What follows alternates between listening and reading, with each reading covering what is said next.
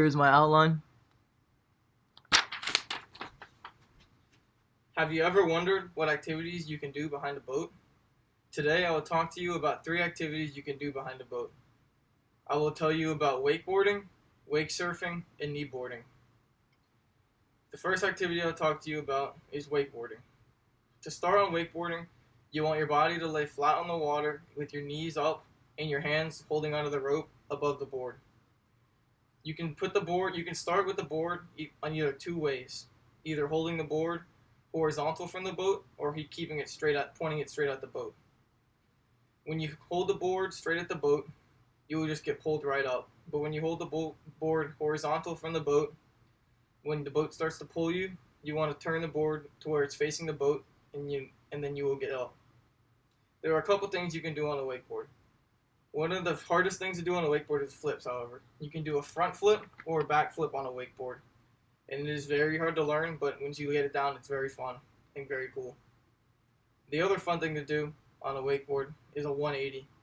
That is where the front of the board becomes the back of the board, and the back of the board becomes the front of the board when you do a jump or just a spin on the water. The next thing I will talk to you about is wake surfing. You can use many different types of boards while wake surfing, but my 2 favorite boards to use are a surfboard and a skimboard. The reason is because on a surfboard, it is easier to stay up, but it is also harder to get up once the boat starts. And also you can use a skimboard, which is easier to get up, but it's harder to control once you get up. You can wake surf a couple different ways. You can use a rope, or you cannot use a rope. Using a rope is easier, and you can use a rope with any type of size of wake. But when you not use a rope, the wake has to be big enough to where it can keep pushing you forward and keeping you even with the wake and not going up and down on the wake, or else you will fall. The next thing you can do behind a boat is kneeboarding.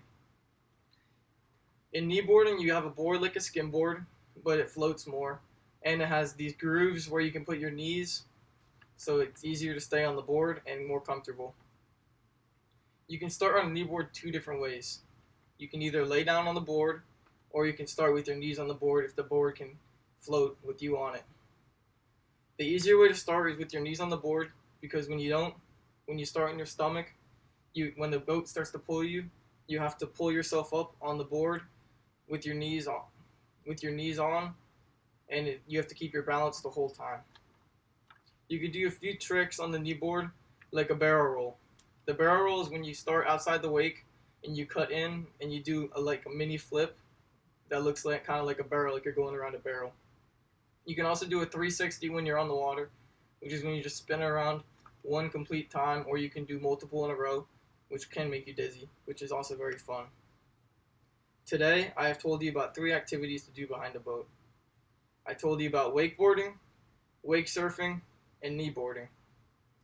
If you ever get the opportunity to try any of these sports, you definitely should, because it would be a blast.